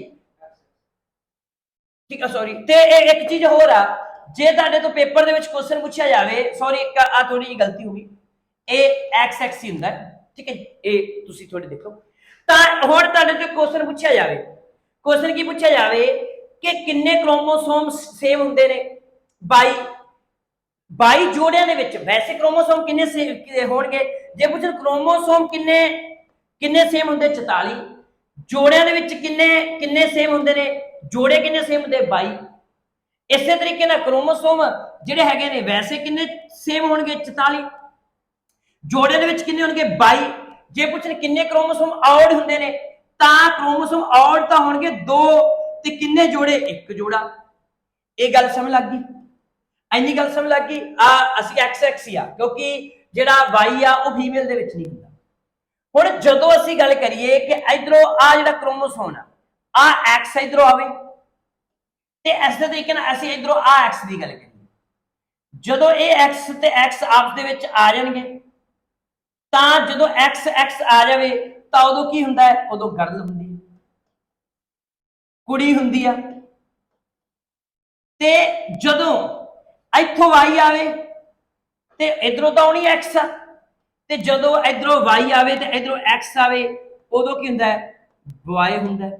ਹੁਣ ਦੋ ਗੱਲਾਂ, ਗਰਲ ਹੋਣ ਵਾਸਤੇ ਕੀ ਹੋਣਾ ਚਾਹੀਦਾ ਹੈ? XX। ਬॉय ਵਾਸਤੇ ਕੀ ਹੋਣਾ ਚਾਹੀਦਾ ਹੈ? XY। ਤਾਂ ਗਰਲ ਵਾਸਤੇ XX ਤੇ ਬॉय ਵਾਸਤੇ ਕੀ ਹੁੰਦਾ? XY। ਆ ਸਿੰਪਲ ਕੁਐਸਚਨ ਪੇਪਰ ਦੇ ਵਿੱਚ ਬੜੀ ਵਾਰੀ ਪੁੱਛਿਆ ਗਿਆ ਹੈ ਕਿ ਕਿਹੜੇ ਗੁਣ ਸੂਤਰ ਕਿਹੜੇ ਕ੍ਰੋਮੋਸੋਮ ਬॉयਜ਼ ਦੇ ਲਈ ਹੁੰਦੇ ਨੇ ਤਾਂ ਉਹ ਕਿਹੜੇ ਕਿਹੜੇ ਹੁੰਦੇ ਨੇ? XY। ਕਿਹੜੇ ਕ੍ਰੋਮੋਸੋਮ ਔਰਤ ਲਈ ਹੁੰਦੇ ਨੇ? ਗਰਲ ਲਈ ਹੁੰਦੇ, ਕੁੜੀ ਲਈ ਹੁੰਦੇ, ਉਹ XX ਲਈ। ਹੁਣ ਅਗਲੀ ਗੱਲ, ਹੁਣ ਲਿੰਗ ਨਿਰਧਾਰਤ ਕਿਹੜੇ ਕ੍ਰੋਮੋਸੋਮ ਕਰ ਰਹੇ ਨੇ? ਆ ਜਿਹੜੇ। ਤਾਂ ਅਗਲੀ ਗੱਲ ਕਿ ਇਸ ਕਰਕੇ ਫਿਰ ਲਿੰਗ ਲੜਕਾ ਹੋਊਗਾ ਕਿ ਕੁੜੀ ਹੋਊਗੀ, ਗਰਲ ਹੋਊਗਾ, ਬॉय ਹੋਊਗਾ, ਤਾਂ ਇਹ ਕਿੰਨੇ ਕ੍ਰੋਮੋਸੋਮ ਇਹ ਨਿਰਧਾਰਿਤ ਕਰਨਗੇ? ਇਹ ਕਰਨਗੇ ਮੇਲ। ਤਾਂ ਫਿਰ ਅਸਲ ਦੇ ਵਿੱਚ ਮੁੰਡਾ ਤੇ ਕੁੜੀ ਤੈਅ ਕੌਣ ਕਰ ਰਿਹਾ ਹੈ? ਮੇਲ ਕਰ ਰਿਹਾ ਹੈ। ਤੇ ਆਪਣੇ ਸਮਾਜ ਦੇ ਵਿੱਚ ਜੇ ਕੁੜੀ ਪੈਦਾ ਹੋਈ ਜਾਵੇ ਮੁੰਡਾ ਨਾ ਪੈਦਾ ਹੋਵੇ, ਕਸੂਰਵਾਰ ਕਿਹਨੂੰ ਮੰਨਿਆ ਜਾਂਦਾ? ਕੁੜੀਆਂ ਨੂੰ। ਸਾਇੰਟੀਫਿਕ ਤਰੀਕੇ ਨਾਲ, ਬਾਇਓਲੋਜੀਕਲ ਤਰੀਕੇ ਨਾਲ ਜੇ ਘਰ ਦੇ ਵਿੱਚ ਕੁੜੀਆਂ ਹੋ ਰਹੀਆਂ ਨੇ ਤਾਂ ਉਹਦੇ ਪਿੱਛੇ ਜਿਹੜਾ ਕੁੜੀ ਨੂੰ ਜਾਂ ਮੁੰਡੇ ਦਾ ਜਿਹੜਾ ਸਾਲਟ ਆ ਜਾਂ ਜਿਹੜਾ ਸੈੱਲ ਆ, ਜਿਹੜਾ ਕ੍ਰੋਮੋਸੋਮ ਆ, ਉਹ ਮੇਲ ਦੇ ਵਿੱਚ ਹੁੰਦਾ। ਤਾਂ ਲਿੰਗ ਨੂੰ ਨਿਰਧਾਰਤ ਤਾਂ ਮੇਲ ਨੇ ਕਰਨਾ। ਤਾਂ ਇਸ ਕਰਕੇ ਅਸੀਂ ਵੇਖੋ ਸਾਡਾ ਸਮਾਜ ਪੈਟਰੀਆਰਕਲ ਸਮਾਜ, ਪਿੱਤਰ ਸੱਤਾ ਸਮਾਜ ਕਿੱਦਾਂ ਮਾੜਾ ਹੈ, ਮਾੜਾ ਕੁੜੀਆਂ ਨੂੰ ਕਹੀ ਜਾਂਦਾ। ਠੀਕ ਹੈ ਜੀ। ਤਾਂ ਇਹਦੇ ਵਿੱਚ ਜੇ ਤੁਸੀਂ ਕਸੂਰਵਾਦ ਮੰਨਣਾ ਹੈ ਤਾਂ ਤੁਸੀਂ ਮੁੰਡੇ ਨੂੰ ਮੰਨੋ। ਪਹਿਲੀ ਗੱਲ ਸਮਝ ਲੱਗ ਗਈ। ਹੁਣ ਇਹ ਚੀਜ਼ ਪੇਪਰ ਦੇ ਵਿੱਚ ਪੁੱਛੀ ਜਾ ਚੁੱਕੀ ਹੈ ਕਿ ਬॉयਜ਼ ਲਈ ਕ੍ਰੋਮੋਸੋਮ ਕਿਹੜੇ ਵਰਤੇ ਜਾਂਦੇ ਨੇ, ਕੁੜੀਆਂ ਲਈ ਕ੍ਰੋਮੋਸੋਮ ਕਿਹੜੇ ਵਰਤੇ ਜਾਂਦੇ ਨੇ। ਹੁਣ ਅਗਲੀ ਗੱਲ ਦੇ ਵਿੱਚ ਆ ਜਾਈਏ, ਹੁਣ ਅਗਲੇ ਦੇ ਵਿੱਚ ਆ ਜਾਈਏ ਜਿਹੜੇ ਆ ਸੇਮ ਕ੍ਰੋਮੋਸੋਮ ਨੇ। ਇਹ ਇੱਕ ਵਾਰ ਰੀਡ ਦੇ ਪੇਪਰ ਦੇ ਵਿੱਚ ਕੁਐਸਚਨ ਪੁੱਛਿਆ ਗਿਆ ਸੀ ਜਦੋਂ ਅਸੀਂ ਗੱਲ ਕਰੀਏ, ਕਿਉਂਕਿ ਸਭ ਤੋਂ ਔਖਾ ਜੇ ਪੇਪਰ ਆਉਂਦਾ ਉਹ ਰੀਡ ਤੇ HTET ਦਾ ਆਉਂਦਾ ਹੈ। CTET ਤੇ PTET ਦਾ ਬੜਾ ਸੌਖਾ ਆਉਂਦਾ ਹੈ, ਪਰ ਅਸੀਂ ਉਹ ਸੌਖਿਆਂ ਤੇ ਨਹੀਂ ਰਹਿਣਾ। ਮੈਂ ਵਾਰ-ਵਾਰ ਕਹਿ ਰਿਹਾ ਪੇਪਰ ਦਾ ਲੈਵਲ ਆ ਦਿਨ ਪ੍ਰਤੀ ਵੱਧ ਰਿਹਾ। ਆ ਪਿੱਛੇ ਮਾਸਟਰ ਗੇਟ ਦਾ ਪੇਪਰ ਵੇਖੋ ਕੀ ਹਾਲ ਹੋਏ। ਬੱਚੇ ਉਹ ਜਿਹੜੀਆਂ ਸਵਰਨ ਦੀਆਂ ਬੁੱਕਾਂ ਤੋਂ, 21st ਸੈਂਚੁਰੀ ਦੀਆਂ ਬੁੱਕਾਂ ਤੋਂ, ਸੌਰੀ ਮੈਂ ਇਸ ਪਲੇਟਫਾਰਮ ਦੇ ਉੱਤੇ ਉਹਨਾਂ ਪਬਲੀਕੇਸ਼ਨਾਂ ਦਾ ਨਾਂ ਨਹੀਂ ਲੈਣਾ ਚਾਹੁੰਦਾ ਸੀ ਕਿਉਂਕਿ ਕੁਝ ਪਬਲੀਕੇਸ਼ਨ ਵਾਲੇ ਮੇਰੇ ਦੋਸਤ ਨੇ, ਪਰ ਉਹਨਾਂ ਤੋਂ ਰੱਟੇ ਲਾ ਰਹੇ ਸੀ। ਜਦੋਂ ਮਾਸਟਰ ਗੇਟ ਦੇ ਪੇਪਰ ਦੇ ਵਿੱਚ ਗਏ ਉੱਥੇ ਹਵਾ ਨਿਕਲ ਗਈ। ਹੁਣ ਸਾਨੂੰ ਵੀ ਕਈ ਫੋਨ ਆਉਂਦੇ ਆ, ਸਰ PSTET ਦੀ ਬੁੱਕ ਕਿਹੜੀ ਪੜ੍ਹੀਏ, ਸੈਕੋ ਦੀ ਬੁੱਕ ਕਿਹੜੀ ਪੜ੍ਹੀਏ। ਮੈਂ ਤੁਹਾਨੂੰ ਕਹਿੰਦਾ ਮਾਰਕੀਟ ਤੋਂ ਜਾ ਕੇ PSTET ਦੀ ਬੁੱਕ ਲੈ ਆਓ, ਕਿਸੇ ਮਰਜ਼ੀ ਕੰਪਨੀ ਦੀ ਲੈ ਆਓ। ਤੁਸੀਂ ਲੈ ਆਂਦੀ ਕੱਲ ਤੁਹਾਡਾ ਕੁਐਸਚਨ ਸੈੱਟ ਨਾ ਬੈਠਾ, ਤੁਸੀਂ ਸਾਡੇ ਨਾਲ ਲੜਨਾ ਹੈ। ਇਸੇ ਕਰਕੇ ਅਸੀਂ ਕਹਿੰਦੇ ਆ ਕਿ ਜਾਂ ਤਾਂ ਸਾਡਾ ਪਲੇਟਫਾਰਮ ਹੈ ਜਾਂ ਖੁਦ ਅਧਿਐਨ ਕਰੋ। ਅਧਿਐਨ ਕਰਨ ਦੇ ਦੋ ਤਰੀਕੇ ਹੁੰਦੇ ਨੇ। ਇੱਕ ਵਾਰ ਮੈਂ ਇੱਕ ਆਫਲਾਈਨ ਕਲਾਸ ਲੈ ਰਿਹਾ ਸੀ, ਇੱਕ ਬੱਚੇ ਨੇ ਸਵਾਲ ਕੀਤਾ ਸਰ ਉਹ ਪੜਾਓ ਜਿਹੜਾ ਪੇਪਰ ਦੇ ਵਿੱਚ ਆਊਗਾ। ਮੈਂ ਕਿਹਾ ਉਹੀ ਆਊਗਾ। ਉਹ ਕਹਿੰਦਾ ਕਿਵੇਂ? ਮੈਂ ਦੋ ਚੀਜ਼ਾਂ ਹੁੰਦੀਆਂ ਨੇ, ਜਾਂ ਤਾਂ ਸਾਡੀ ਬੋਰਡ ਨਾਲ ਸੈਟਿੰਗ ਹੋਵੇ ਜਾਂ ਪੁਰਾਣੇ ਪੇਪਰ ਵੇਖੋ। ਅਸੀਂ ਪੁਰਾਣੇ ਪੇਪਰ ਵੇਖਦੇ ਹਾਂ। ਜਦੋਂ ਬਹੁਤ ਸਾਰੇ ਪੁਰਾਣੇ ਪੇਪਰ ਐਨਾਲਾਈਜ਼ ਕਰਦੇ ਹਾਂ ਫਿਰ ਅਸੀਂ ਤੁਹਾਡੇ ਸਾਹਮਣੇ ਮਟੀਰੀਅਲ ਲੈ ਕੇ ਆਉਂਦੇ। ਸਾਡਾ ਜਿੰਨਾ ਵੀ ਕੰਟੈਂਟ ਆ ਇਹ ਪੁਰਾਣੇ ਪੇਪਰਾਂ ਨੂੰ ਐਨਾਲਾਈਜ਼ ਕਰਕੇ ਤੁਹਾਡੇ ਸਾਹਮਣੇ ਪੇਸ਼ ਕੀਤਾ ਗਿਆ। ਹੁਣ ਅਗਲਾ ਕੁਐਸਚਨ ਰੀਡ ਦੇ ਵਿੱਚ ਪੁੱਛਿਆ ਗਿਆ, ਜਿਹੜੇ ਸੇਮ ਕ੍ਰੋਮੋਸੋਮ ਹੁੰਦੇ ਨੇ ਇਹਨਾਂ ਨੂੰ ਅਸੀਂ ਕੀ ਕਹਿੰਦੇ ਆ? ਇਹਨੂੰ ਆਟੋਸੋਮ ਕਹਿੰਦੇ। ਇਹਨਾਂ ਨੂੰ ਅਸੀਂ ਕੀ ਕਹਿੰਦੇ ਨੇ? ਆਟੋਸੋਮ। ਹੁਣ ਤੁਸੀਂ ਫਿਰ ਇੱਕ ਤੁਹਾਡਾ ਰੌਲਾ, ਕਿਹੜਾ ਰੌਲਾ? ਪੰਜਾਬੀ ਵਰਜਨ ਦਾ। ਸੇਮ ਕ੍ਰੋਮੋਸੋਮ ਨੂੰ ਅਸੀਂ ਕੀ ਕਹਿ ਦਿੰਦੇ ਆ? ਆਟੋਸੋਮ। ਮੈਂ ਆਣਾ ਐ ਕਰੋ, ਜੇ ਤੁਹਾਨੂੰ ਜ਼ਿਆਦਾ ਪ੍ਰੋਬਲਮ ਆ, ਠੀਕ ਹੈ ਜੀ, ਇਹਨੂੰ ਲਿਖਣ ਦੇ ਵਿੱਚ ਤੇ ਇਹਦਾ ਇਹੋ ਚੀਜ਼ ਪੰਜਾਬੀ ਵਰਜਨ ਇਹਦਾ ਬਸ ਆ ਹੀ ਹੋ ਸਕਦਾ ਹੈ, ਆਟੋਸੋਮ ਬਸ, ਹੋਰ ਤਾਂ ਕੋਈ ਪੰਜਾਬੀ ਵਰਜਨ ਨਹੀਂਗਾ। ਔਰ ਅਗਲੀ ਵਾਰੀ ਜੇ ਤੁਹਾਡੇ ਤੋਂ ਪੇਪਰ ਦੇ ਵਿੱਚ ਇਹ ਕੁਐਸਚਨ ਪੁੱਛ ਲਿਆ ਜਾਵੇ ਕਿ ਜਿਹੜੇ ਸੇਮ ਸੀ 22 ਉਹਨੂੰ ਤਾਂ ਅਸੀਂ ਆਟੋਸੋਮ ਕਹਿ ਦਿੱਤਾ। ਤੇ ਜਿਹੜਾ ਇੱਕ ਲੱਗ ਸੀ ਇਹਨੂੰ ਅਸੀਂ ਕੀ ਕਹਾਂਗੇ? ਇਹਨੂੰ ਅਸੀਂ ਕਹਾਂਗੇ ਸੈਕਸ ਕ੍ਰੋਮੋਸੋਮ। ਹੁਣ ਪੇਪਰ ਦੇ ਵਿੱਚ ਕੁਐਸਚਨ ਪੁੱਛ ਲਿਆ ਜਾਵੇ ਜਿਹੜਾ ਇੱਕ ਔਡ ਆ, ਜਿਹੜਾ XY ਆ, ਉਸ ਕ੍ਰੋਮੋਸੋਮ ਨੂੰ ਕੀ ਕਹਾਂਗੇ? ਸੈਕਸ ਕ੍ਰੋਮੋਸੋਮ, ਕਿਉਂਕਿ ਇਹ ਸਾਡਾ ਸੈਕਸ ਨਿਰਧਾਰਿਤ ਕਰ ਰਿਹਾ, ਇਹ ਸਾਡਾ ਜੈਂਡਰ ਨਿਰਧਾਰਿਤ ਕਰ ਰਿਹਾ ਕਿ ਬੰਦਾ ਹੈ ਔਰ ਇਹ ਬੰਦਾ ਕਿ ਔਰਤ ਆ, ਇਹ ਕੁੜੀ ਕਿ ਮੁੰਡਾ ਹੈ। ਇਹ ਤਾਂ ਇਹ ਚੀਜ਼ ਦੱਸ ਰਿਹਾ। ਹੁਣ ਇੰਨੀ ਚੀਜ਼ ਆ ਜਿਹੜੀ ਉਹ ਤੁਸੀਂ ਸਮਝ ਚੁੱਕੇ ਹੋ, ਬੜੇ ਪਿਆਰੇ ਜਿਹੇ ਤਰੀਕੇ ਨਾਲ ਚੀਜ਼ਾਂ ਸਮਝ ਚੁੱਕੇ ਹੋ। ਹੁਣ ਅਗਾਂਹ ਚੱਲੀਏ ਅਸੀਂ। ਹੁਣ ਅਗਾਂਹ ਇਹਦੇ ਵਿੱਚ ਜਿਹੜਾ ਪੁਆਇੰਟ ਆ, ਇਸੇ ਤਰ੍ਹਾਂ ਹੀ ਆ ਸੇਮ ਚੀਜ਼ਾਂ ਮੈਂ ਸਮਝਾਤੀਆਂ। ਬॉय ਲੜਕਾ ਵੀ ਸਾਡੇ ਸਾਹਮਣੇ ਹੋ ਗਿਆ। ਹੁਣ ਪੇਪਰ ਦੇ ਵਿੱਚ ਕੁਐਸਚਨ ਅੱਜ ਤੱਕ ਕੀ ਆਏ, ਤਾਂ ਉਸੇ ਤਰੀਕੇ ਨਾਲ ਅਸੀਂ ਮੈਂ ਨਵੀਂ ਸਲਾਈਡ ਫਿਰ ਲੈ ਰਿਹਾ। ਸਲਾਈਡਾਂ ਮੈਂ ਰੱਖ ਰਿਹਾ, ਸਕਰੀਨਸ਼ਾਟ ਮਾਰਨਾ, ਸਕਰੀਨਸ਼ਾਟ ਮਾਰ ਸਕਦੇ ਹੋ। ਤੇ ਜੇ ਮੈਂ ਇਹਦੀ PDF ਆ ਉਹ ਵੀ ਗਰੁੱਪ ਦੇ ਵਿੱਚ ਸ਼ੇਅਰ ਕਰ ਦਾਂਗਾ। ਹੁਣ ਅਗਲੀ ਚੀਜ਼ ਆ ਨਵੀਂ ਸਲਾਈਡ ਦੇ ਵਿੱਚ ਵੇਖੋ। ਹੁਣ ਅਗਲੀ ਚੀਜ਼ ਸਲਾਈਡ ਇਸ ਦੇ ਵਿੱਚ ਕੀ ਵੇਖਣਾ ਕਿ ਅਪਰੋਚ ਟੂ ਪੇਪਰ ਦੇ ਵਿੱਚ ਪਹਿਲਾ ਮੇਰੇ ਪਿਆਰੇ ਬੱਚਿਓ ਕੁਐਸਚਨ ਕੀ ਆਉਂਦਾ ਹੈ? ਉਹ ਕੁਐਸਚਨ ਆਉਂਦਾ ਹੈ, ਇਹ ਆਉਂਦਾ ਹੈ ਕਿ ਜਿਹੜਾ ਕ੍ਰੋਮੋਸੋਮ ਆ, ਕੁਐਸਚਨ ਮੇਰੇ ਪਿਆਰੇ ਬੱਚਿਓ ਕੀ ਆਉਂਦਾ ਹੈ? ਜਿਹੜਾ ਕ੍ਰੋਮੋਸੋਮ ਆ, ਤਾਂ ਕ੍ਰੋਮੋਸੋਮ ਦੀ ਗਿਣਤੀ ਕਿੰਨੀ ਆ? ਉਹ 46 ਆ। ਇਹ ਗੁਣ ਸੂਤਰ ਦੀ, ਇਹਨੂੰ ਪੰਜਾਬੀ ਦੇ ਵਿੱਚ ਕੀ ਲਿਖ ਦਿੰਦੇ ਅਸੀਂ? ਗੁਣ ਸੂਤਰ ਲਿਖ ਦਿੰਦੇ ਆ। ਤੇ ਗੁਣ ਸੂਤਰ ਦੀ ਜਿਹੜੀ ਗਿਣਤੀ ਆ ਉਹ ਕਿੰਨੀ ਆ? 46। ਇਹਦੇ ਜੋੜਿਆਂ ਦੀ ਗਿਣਤੀ ਜੇ ਤੁਹਾਡੇ ਤੋਂ ਪੁੱਛ ਲਵੇ ਕਿੰਨੇ ਪੇਅਰ ਨੇ, ਕਿੰਨੇ ਜੋੜੇ ਨੇ, ਤੇ ਤੁਸੀਂ ਕੀ ਕਹੋਗੇ? ਜੋੜੇ ਕਿੰਨੇ ਆ? 23। ਆ ਪੇਪਰ ਦੇ ਵਿੱਚ ਕੁਐਸਚਨ ਪੁੱਛਿਆ ਜਾ ਚੁੱਕਿਆ। ਇਹ ਦੋਵਾਂ ਦੇ ਵਿੱਚ ਫਰਕ ਤੁਸੀਂ ਧਿਆਨ ਦੇ ਵਿੱਚ ਰੱਖਣਾ ਹੈ। ਦੂਜਾ ਪੁਆਇੰਟ ਮੇਰੇ ਪਿਆਰੇ ਬੱਚਿਓ, ਅਸੀਂ ਇੱਥੇ ਚੀਜ਼ ਖਤਮ ਨਹੀਂ ਕਰਨੀ, ਅਸੀਂ ਹਜੇ ਮੁੱਕਿਆ ਨਹੀਂ ਕੰਮ, ਹਜੇ ਤਾਂ ਅੱਗੇ ਆ। ਦੂਜੀ ਗੱਲ, ਜੇ ਤੁਹਾਡੇ ਤੋਂ ਪੁੱਛ ਲੈਣ ਸੇਮ ਕ੍ਰੋਮੋਸੋਮ ਕਿੰਨੇ ਆ, ਸੇਮ ਕ੍ਰੋਮੋਸੋਮ ਪੁੱਛ ਲੈਣ ਤੁਹਾਡੇ ਤੋਂ, ਤਾਂ ਤੁਸੀਂ ਸੇਮ ਕ੍ਰੋਮੋਸੋਮ ਕਿੰਨੇ ਕਹੋਗੇ? ਆ ਪੇਪਰ ਦੇ ਵਿੱਚ ਪੁੱਛੇ ਕਿਸੇ ਨੇ ਤਾਂ ਪ੍ਰੇਮ ਕ੍ਰੋਮੋਸੋਮ ਕਿੰਨੇ ਨੇ? 44। ਜੇ ਇਹਦੇ ਜੋੜੇ ਪੁੱਛ ਲੈਣ, ਜੋੜੇ ਕਿੰਨੇ ਨੇ?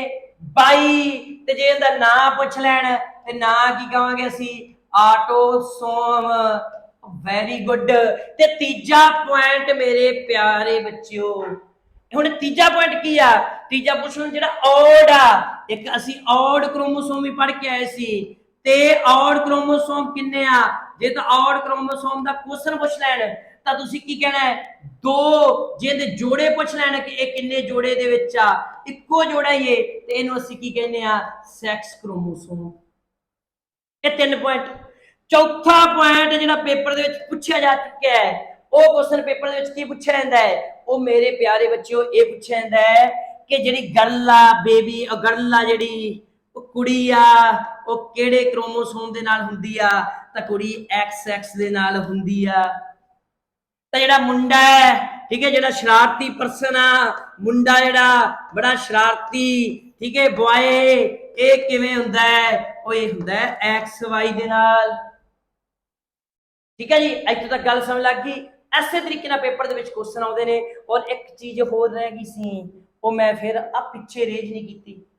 ਹੁਣ ਆ ਕ੍ਰੋਮੋਸੋਮ ਜਿਹੜੇ ਹੈਗਾ, ਇਹ ਕ੍ਰੋਮੋਸੋਮ ਇਹ ਤਾਂ ਕੀ ਕਰ ਰਿਹਾ ਹੈ? ਲਿੰਗ ਨਿਰਧਾਰਿਤ ਕਰ ਰਿਹਾ। ਕੀ ਕਰ ਰਿਹਾ ਹੈ? ਲਿੰਗ ਦਾ ਨਿਰਧਾਰਿਤ ਕਰ ਰਿਹਾ ਹੈ। ਤੇ ਜਿਹੜਾ ਆ ਕ੍ਰੋਮੋਸੋਮ ਆ, ਇਹ ਕੀ ਕਰ ਰਿਹਾ ਹੈ? ਇਹ ਸਾਡੇ ਸਰੀਰ ਦੀ ਸਿਰਜਣਾ ਕਰ ਰਿਹਾ ਹੈ। ਕਿੰਦੀ ਸਿਰਜਣਾ ਕਰ ਰਿਹਾ ਹੈ? ਸਰੀਰ ਦੀ ਸਿਰਜਣਾ ਕਰ ਰਿਹਾ ਹੈ। ਇਹਨੂੰ ਮੈਂ ਅੰਗਰੇਜ਼ੀ ਦੇ ਵਿੱਚ ਲਿਖਾਂ ਫਿਜ਼ੀਕਲ ਸਟਰਕਚਰ ਕਰ ਰਿਹਾ ਹੈ। ਉਹ ਕਿਵੇਂ? ਆ ਵੇਖੋ, ਚੀਜ਼ ਨੂੰ ਹੋਰ ਸਮਝਣ ਦੀ ਕੋਸ਼ਿਸ਼ ਕਰੀਏ ਆਪਾਂ। ਠੀਕ ਹੈ ਜੀ, ਇਸ ਚੀਜ਼ ਨੂੰ ਅਸੀਂ ਹੋਰ ਸਮਝਣ ਦੀ ਕੋਸ਼ਿਸ਼ ਕਰੀਏ। ਇਹ ਕੀ ਕਰ ਰਿਹਾ ਹੈ? ਸਰੀਰ ਦੀ ਸਟਰਕਚਰ ਕਰ ਰਿਹਾ ਹੈ। ਤਾਂ ਸਰੀਰ ਦਾ ਸਟਰਕਚਰ ਮੀਨਿੰਗ ਕੀ? ਸਾਡੀ ਹਾਈਟ ਕੌਣ ਤੈਅ ਕਰਦਾ ਹੈ? ਇਹ ਕ੍ਰੋਮੋਸੋਮ, ਸੇਮ ਕ੍ਰੋਮੋਸੋਮ ਤੈਅ ਕਰਦਾ ਹੈ। ਸਾਡੇ ਹੇਅਰ, ਸਾਡੇ ਵਾਲ ਸਾਡੇ ਬਾਪੂ ਵਾਂਗੂ ਹੋਣਗੇ, ਸਾਡੀ ਮੰਮੀ ਵਾਂਗੂ ਹੋਣਗੇ, ਸਾਡੀ ਦਾਦੀ ਵਾਂਗੂ ਸਾਡੇ ਵਾਲ ਹੋਣਗੇ, ਸਾਡੀ ਅੱਖਾਂ ਦਾ ਝਾਕਾ ਮੇਰੇ ਪਿਓ ਵਾਂਗੂ ਹੋਊਗਾ। ਇਹ ਨਿਰਧਾਰਤ ਕੌਣ ਕਰੂਗਾ? ਇਹ ਸੇਮ ਕ੍ਰੋਮੋਸੋਮ, ਜਿਹੜੇ ਆਟੋਸੋਮ ਜਿਹਨੂੰ ਕਹਿੰਦੇ ਆ, ਜਿਹੜੇ 22 ਹੁੰਦੇ ਆ, ਇਹ ਸਾਡੇ ਪਿਓ ਵਾਂਗੂ ਸਾਡੇ ਵਾਲ ਹੋਣਗੇ, ਮੇਰੇ ਪਿਓ ਵਾਂਗੂ ਉੱਚਾ ਕੱਦ ਹੋਊਗਾ। ਇਹ ਨਿਰਧਾਰਤ ਕੌਣ ਕਰੂਗਾ? ਇਹ ਕਰੂਗਾ। ਤਾਂ ਇਸੇ ਕਰਕੇ ਹਾਈਟ ਕੌਣ ਨਿਰਧਾਰਿਤ ਕਰ ਰਿਹਾ ਹੈ? हेयर कौन निर्धारित कर रहा है, और ਤੁਹਾਡੀ ਆਈਜ਼ ਦਾ ਸਟਾਈਲ ਕੌਣ ਨਿਰਧਾਰਿਤ ਕਰ ਰਿਹਾ ਹੈ, और ਤੁਹਾਡੀ ਬਿਊਟੀ ਜਿਹੜੀ ਤੁਹਾਡੇ ਮਾਂ ਤੇ ਪਿਓ ਵਾਂਗੂ ਬੜੀ ਖੂਬਸੂਰਤ ਆ, ਇਹ ਨਿਰਧਾਰਿਤ ਕੌਣ ਕਰ ਰਿਹਾ ਹੈ, ਆਟੋਸੋਮ। ਤਾਂ ਇਹ ਸਾਡਾ ਫਿਜ਼ੀਕਲ ਸਟਰਕਚਰ ਨਿਰਧਾਰਿਤ ਕਰ ਰਿਹਾ ਹੈ, ਇਹ ਲਿੰਗ ਨਿਰਧਾਰਿਤ ਕਰ ਰਿਹਾ ਹੈ। ਉਹ ਜੇ ਇਹਨਾਂ ਨੇ ਪੇਪਰ ਜ਼ਿਆਦਾ ਹੀ ਔਖਾ ਪੁੱਛ ਲਿਆ ਸਾਡੇ ਤੋਂ, ਜੇ ਸਾਡੇ ਤੋਂ ਇਹ ਚੀਜ਼ ਨਾ ਪੁੱਛ ਲਈ ਕਿਹੜੇ ਕ੍ਰੋਮੋਸੋਮ ਫਿਜ਼ੀਕਲ ਸਟਰਕਚਰ ਨਿਰਧਾਰਿਤ ਕਰਦੇ ਆ, ਤੁਸੀਂ ਕਹਿਣਾ ਆਟੋਸੋਮ, ਤੇ ਕਿਹੜਾ ਲਿੰਗ ਨਿਰਧਾਰਿਤ ਕਰਦਾ, ਤੁਸੀਂ ਕਹਿਣਾ ਸੈਕਸ ਕ੍ਰੋਮੋਸੋਮ। ਆਹੀ ਸੀ ਚੀਜ਼। ਤਾਂ ਇਸੇ ਕਰਕੇ ਮੈਂ ਵਾਰ-ਵਾਰ ਕਹਿ ਰਿਹਾ, ਇਹ ਚੀਜ਼ਾਂ ਨੂੰ ਮੈਂ ਐਕਸਟੈਂਸ਼ਨ ਦੇ ਵਿੱਚ ਪੜਾਇਆ ਜਾ ਰਿਹਾ ਹੈ ਕਿ ਕਿਸੇ ਵੀ ਤਰੀਕੇ ਕਿਸੇ ਵੀ ਤਰ੍ਹਾਂ ਜਿਹੜਾ ਪੇਪਰ ਆ ਉਹ ਤੁਹਾਡਾ ਗਲਤ ਨਾ ਹੋਵੇ, ਕਿਸੇ ਵੀ ਤਰੀਕੇ ਤੁਸੀਂ ਕੁਐਸਚਨ ਕੋਈ ਗਲਤ ਨਾ ਕਰੋ। ਤਾਂ ਇੱਕ ਚੀਜ਼ ਫਿਰ ਆ ਗਈ, ਆ ਗਏ ਆਇਡੈਂਟੀਕਲ ਜਿਹੜੇ ਜੁੜਵੇਂ ਹੋ ਜਾਂਦੇ ਨੇ। ਹੁਣ ਮੈਂ ਇਹਨਾਂ ਤੇ ਜ਼ਿਆਦਾ ਹੁਣ ਚਰਚਾ ਨਹੀਂ ਕਰਨੀ, ਪਿੱਛੇ ਬੜੀ ਚਰਚਾ ਕਰ ਲਈ। ਤਾਂ ਜਿਹੜੇ ਜੁੜਵੇਂ ਹੁੰਦੇ ਨੇ, ਕਈ ਬੱਚੇ ਜੁੜਵੇਂ ਹੋ ਜਾਂਦੇ ਨਾ ਘਰ ਦੇ ਵਿੱਚ, ਆਪਾਂ ਕਹਿ ਦਿੰਦਾ ਤਾਂ ਭਾਈ ਜੁੜਵੇਂ ਨੇ। ਤਾਂ ਜੁੜਵੇਂ ਕਿੰਨੇ ਤਰ੍ਹਾਂ ਦੇ ਹੁੰਦੇ, ਚਲੋ ਜੁੜਵੇਂ ਕਿਵੇਂ ਕਿਵੇਂ ਹੁੰਦੇ ਨੇ ਤੇ ਕਿੰਨੇ ਤਰ੍ਹਾਂ ਦੇ ਹੁੰਦੇ ਨੇ। ਤਾਂ ਅਸੀਂ ਗੱਲ ਕਰੀਏ, ਜੁੜਵੇਂ ਦੋ ਤਰ੍ਹਾਂ ਦੇ ਹੁੰਦੇ ਨੇ, ਇੱਕ ਹੋ ਗਿਆ ਆਇਡੈਂਟੀਕਲ ਜੁੜਵਾ, ਇੱਕ ਹੋ ਗਿਆ ਫ੍ਰੈਟਰਨਲ। ਠੀਕ ਹੈ, ਫ੍ਰੈਟਰਨਲ ਟਵਿੰਸ, ਦੋ ਤਰ੍ਹਾਂ ਦੇ ਟਵਿੰਸ ਹੁੰਦੇ ਆ, ਦੋ ਤਰ੍ਹਾਂ ਦੇ ਜੁੜਵੇਂ ਹੁੰਦੇ ਆ। ਕਿਹੜੇ ਕਿਹੜੇ? ਫ੍ਰੈਟਰਨਲ ਤੇ ਆਇਡੈਂਟੀਕਲ। ਹੁਣ ਅਗਲੀ ਗੱਲ ਸੁਣੋ, ਆ ਵੇਖੋ, ਆ ਜਾ ਕੇ ਤੁਸੀਂ ਪਿਕ ਦੇਖੋ, ਤੁਹਾਡੇ ਸਾਹਮਣੇ ਪਿਕ ਦੱਸਣ ਨਜ਼ਰ ਆ ਰਹੀ ਕਿ ਨਹੀਂ ਆ ਰਹੀ? ਠੀਕ ਹੈ, ਤਾਂ ਆ ਤੁਹਾਡੇ ਸਾਹਮਣੇ ਪਿਕ ਨਜ਼ਰ ਆ ਗਈ। ਪਿਕ ਦੇ ਵਿੱਚ ਕੀ ਆ ਕਿ ਜਿਹੜੇ ਆਇਡੈਂਟੀਕਲ ਤੇ ਦੂਜੇ ਕਿਹੜੇ ਹੈਗੇ ਨੇ, ਦੂਜੇ ਹੈਗੇ ਨੇ ਫ੍ਰੈਟਰਨਲ। ਤਾਂ ਫ੍ਰੈਟਰਨਲ ਤੇ ਆਇਡੈਂਟੀਕਲ, ਜਿਹੜਾ ਆਇਡੈਂਟੀਕਲ ਹੁੰਦਾ ਇਹਦੇ ਵਿੱਚ ਇੱਕੋ ਸਪਰਮ ਹੁੰਦਾ, ਇੱਕੋ ਐਗ ਹੁੰਦਾ। ਤੇ ਫ੍ਰੈਟਰਨਲ ਦੇ ਵਿੱਚ ਕੀ ਆ, ਦੋ ਹੀ ਸਪਰਮ ਹੋਣਗੇ, ਦੋ ਹੀ ਐਗ ਹੋਣਗੇ। ਹੁਣ ਪੇਪਰ ਦੇ ਵਿੱਚ ਕੁਐਸਚਨ ਆ ਜਾਏ ਆਇਡੈਂਟੀਕਲ ਟਵਿੰਸ ਕਿਹੜੇ ਹੁੰਦੇ ਨੇ, ਜਿਹਦੇ ਵਿੱਚ ਇੱਕੋ ਹੀ ਸਪਰਮ ਹੋਵੇ, ਇੱਕ ਹੀ ਐਗ ਹੋਵੇ। ਜੇ ਫ੍ਰੈਟਰਨਲ ਪੁੱਛ ਲੈਣ ਤਾਂ ਉਹਦੇ ਵਿੱਚ ਦੋ ਹੀ ਸਪਰਮ ਹੋਣਗੇ, ਦੋ ਹੀ ਐਗ ਹੋਣਗੇ। ਹੁਣ ਇਹਦੇ ਵਿੱਚ ਕੀ ਆ, ਇਹਦੇ ਵਿੱਚ ਕੀ ਆ, ਇਹਦੇ ਵਿੱਚ ਸੇਮ ਲਿੰਗ ਹੋਊਗਾ।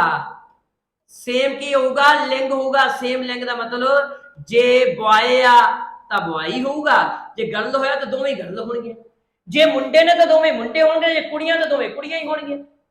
ਹੁਣ ਅਗਲੀ ਗੱਲ ਆ ਗਈ, ਉਹ ਸੇਮ ਹੀ ਹਾਈਟ, ਫੇਸ ਸੇਮ ਹੋਊਗਾ। ਇਹ ਦੋਵਾਂ ਦੇ ਵਿੱਚ ਸੇਮ ਹੋਊਗਾ। ਕਿੰਦੇ ਵਿੱਚ? ਆਇਡੈਂਟੀਕਲ ਦੇ ਵਿੱਚ। ਇਹਦੇ ਵਿੱਚ ਸੰਪਰਕ ਵੀ ਇੱਕ ਹੋਊਗਾ, ਐਗ ਵੀ ਇੱਕ ਹੋਊਗਾ। ਹੁਣ ਜਿਹੜਾ ਫ੍ਰੈਟਰਨਲ ਟਵਿੰਸ ਨੇ, ਇਹਦੇ ਵਿੱਚ ਕੀ ਹੈ, ਸੰਪਰਕ ਵੀ ਦੋ ਨੇ, ਐਗ ਵੀ ਦੋ ਨੇ। ਤੇ ਇਹ ਇਹਨਾਂ ਦੇ ਅਸੀਂ ਗੱਲ ਕਰੀਏ, ਇਹ ਲਿੰਗ ਆ। ਲਿੰਗ ਕੀ ਹੋ ਸਕਦੇ ਨੇ? और लिंग सेम भी हो सकते ने, ते लिंग की ऑड भी हो सकते ने, मीनिंग के दोवें बॉयज भी हो सकते ने, दोवें गर्ल्स भी हो सकते ने, एक बॉय ते गर्ल भी हो सकता। तिन्ने ऑप्शनां बनदियां इत्थे।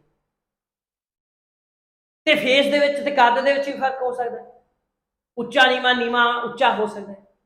ਇਹ ਅਸੀਂ ਸਮਝਿਆ ਜੁੜਵੇਂ ਭਰਾਵਾਂ ਨੂੰ। ਹੁਣ ਅਗਲੀ ਗੱਲ 10 ਮਿੰਟ ਹੋ ਗਈ ਤੇ ਅਗਲੀ ਗੱਲ ਕਿ 2 ਮਿੰਟ ਪਲੱਸ ਬਣਾ ਦਿੰਦੇ। ਤਾਂ ਅਗਲੀ ਗੱਲ ਜਿਹੜੀ ਅਸੀਂ ਅੱਗੇ ਆ ਜਾਂਦੇ ਆ, ਹੁਣ ਅਸੀਂ ਸਮਝਣਾ এনवायरमेंट ਕਿ এনवायरमेंट ਕੀ ਹੈ। ਤਾਂ ਇਸ ਤੋਂ ਬਾਅਦ ਜਿਹੜੀ ਅਸੀਂ ਪਿੱਛੇ ਜੀਨਸ ਨੂੰ ਸਮਝ ਕੇ ਆਏ, ਜੀਨਸ ਨੂੰ ਸਮਝਣ ਤੋਂ ਬਾਅਦ ਜਿਹੜੀ ਅਗਲੀ ਚੀਜ਼ ਅਸੀਂ ਹੁਣ ਸਮਝਣੀ ਆ ਵਾਤਾਵਰਨ। ਜਦੋਂ ਅਸੀਂ ਪੈਦਾ ਹੋ ਜਾਂਦੇ ਆ, ਜਦੋਂ ਅਸੀਂ ਪੈਦਾ ਹੋ ਗਏ, ਸਾਡੇ ਵਿੱਚ ਜਿਹੜਾ ਜੀਨਸ ਹੈ ਉਹ ਆ ਜਾਂਦਾ ਹੈ। ਫਿਰ ਪੈਦਾ ਹੋਣ ਤੋਂ ਬਾਅਦ ਅਸੀਂ ਇੱਕ এনवायरमेंट ਦੇਣਾ ਹੁੰਦਾ ਹੈ, ਤੇ এনवायरमेंट ਦੇਣ ਦੇ ਨਾਲ ਹੀ ਮੰਨ ਲਓ ਜਿਵੇਂ ਇੱਕ ਗੱਲ ਕਰੀ ਦੀ ਅਸੀਂ ਕਿ ਤੁਸੀਂ ਕਿਸੇ ਬੱਚੇ ਨੂੰ ਚੰਗਾ এনवायरमेंट, ਕਿਹੋ ਜਿਹਾ ਵਾਤਾਵਰਨ ਦੇ ਵਿੱਚ, ਕਹਿੰਦੇ ਨੇ ਅਸੀਂ ਕਿਹੋ ਜਿਹੇ ਮਾਹੌਲ ਦੇ ਵਿੱਚ ਰਵਾਂਗੇ ਅਸੀਂ ਉਹੋ ਜਿਹੇ ਬਣਾਂਗੇ। ਅਸੀਂ ਇਹ ਗੱਲ ਕਹੀ ਕਿ ਜਿਵੇਂ ਦੇ ਸਾਡੇ ਮਾਂ ਪਿਓ ਸੀ, ਜਿਵੇਂ ਦੇ ਸਾਡੀ ਹੈਰੀਡਿਟੀ ਸੀ, ਅਸੀਂ ਉਵੇਂ ਦੇ ਬਣੇ। ਇਹ ਵੀ ਗੱਲ ਸੱਚ ਆ, ਪਰ ਅਸੀਂ ਕਿਹੋ ਜਿਹੇ ਮਾਹੌਲ ਚ ਰਵਾਂਗੇ ਉਹੋ ਜਿਹੇ ਬਣੇ, ਇਹ ਵੀ ਗੱਲ ਸੱਚ ਆ। ਠੀਕ ਹੈ, ਤਾਂ ਅਗਲੀ ਚੀਜ਼ ਮੇਰੇ ਪਿਆਰੇ ਬੱਚਿਓ, ਇਸ ਟੌਪਿਕ ਦੇ ਵਿੱਚ ਅਸੀਂ ਹੈਰੀਡਿਟੀ ਨੂੰ ਸਮਝਿਆ। ਹੈਰੀਡਿਟੀ ਤੋਂ ਬਾਅਦ ਦੂਜਾ ਟੌਪਿਕ ਜਿਹੜਾ ਹੈਗਾ ਉਹ ਹੈਗਾ এনवायरमेंट, ਤੇ এনवायरमेंट ਨੂੰ ਅਸੀਂ ਅਗਲੀ ਕਲਾਸ ਦੇ ਵਿੱਚ ਸਮਝਾਂਗੇ। ਫਿਰ ਆਪਾਂ এনवायरमेंट ਤੇ ਹੈਰੀਡਿਟੀ ਦੀ ਕੀ ਕਰਾਂਗੇ, এনवायरमेंट ਤੇ ਹੈਰੀਡਿਟੀ ਦੇ ਵਿੱਚ ਅਸੀਂ ਕੰਪੈਰੀਜ਼ਨ ਕਰਾਂਗੇ। ਕੰਪੈਰੀਜ਼ਨ ਤੋਂ ਬਾਅਦ ਅਸੀਂ এনवायरमेंट ਤੇ ਹੈਰੀਡਿਟੀ ਦੀ ਸਾਰਥਕਤਾ ਨੂੰ ਸਮਝਾਂਗੇ, ਤੇ ਸਾਰਥਕਤਾ ਨੂੰ ਸਮਝਣ ਤੋਂ ਬਾਅਦ ਇਹਨੂੰ ਅਪਲਾਈ ਕਰਾਂਗੇ ਐਜੂਕੇਸ਼ਨ ਦੇ ਵਿੱਚ, ਤੇ ਐਜੂਕੇਸ਼ਨ ਤੋਂ ਬਾਅਦ ਇਹਦੇ ਪ੍ਰਿੰਸੀਪਲ। ਇਹਦੀਆਂ ਵੀਡੀਓ ਹਜੇ 2 ਹੋਰ ਬਣ ਸਕਦੀਆਂ, ਪਰ ਮੈਂ ਇਹ ਟੌਪਿਕ ਸਭ ਤੋਂ ਔਖਾ ਹੈ ਤੇ ਸਭ ਤੋਂ ਵੱਧ ਕੁਐਸਚਨ ਆਉਂਦੇ ਆ, ਤਾਂ ਕਰਕੇ ਅਸੀਂ ਇਹਦੀਆਂ 2 ਤੋਂ 3 ਵੀਡੀਓ ਬਣਾਉਣ ਜਾ ਰਹੇ ਹਾਂ। ਬਹੁਤ ਜਲਦੀ ਦੇ MCQs ਵੀ ਲੈ ਕੇ ਆਵਾਂਗੇ, ਪੇਪਰ ਦੇ ਵਿੱਚ ਕੁਐਸਚਨ ਕਿਵੇਂ ਆਉਂਦੇ ਆ।